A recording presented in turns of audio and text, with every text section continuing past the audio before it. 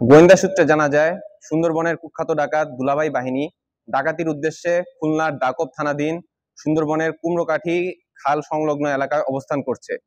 প্রাপ্ত তথ্যের ভিত্তিতে আজ 6 নভেম্বর 2025 বৃহস্পতিবার সকাল 6 ঘটিকায় কোস্টগার্ড বেস মংলা কর্তৃক উক্ত এলাকায় একটি বিশেষ অভিযান পরিচালনা করা হয়। অভিযান চলাকালীন কোস্টগার্ডের উপস্থিতি টের পেয়ে ডাকাতরা বনের ভেতর পালানোর চেষ্টা করে। পরবর্তীতে আভিযানিক দল ধাওয়া করে একটি একনলা বন্দুক, 3 রাউন্ড তাজা কার্তুজ ও 7 রাউন্ড ফাঁকা কার্তুজ সহ দুলাভাই বাহিনীর এক সদস্যকে আটক করে। প্রাথমিক জিজ্ঞাসাবাদে জানা যায়, আটককৃত ডাকাত সদস্য কামরুল সর্দার, বয়স 55, সাতক্ষীরা জেলার আশাশুনি এলাকার বাসিন্দা। সে দীর্ঘদিন যাবৎ দুলাভাই বাহিনীর সঙ্গে সুন্দরবনে ডাকাতি করে আসছিল।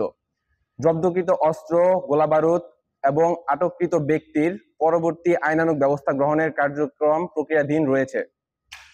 সুন্দরবনকে দোষমুক্ত রাখতে বাংলাদেশ কোস্টগার্ড ভবিষ্যতেও এ ধরনের অভিযান অব্যাহত রাখবে।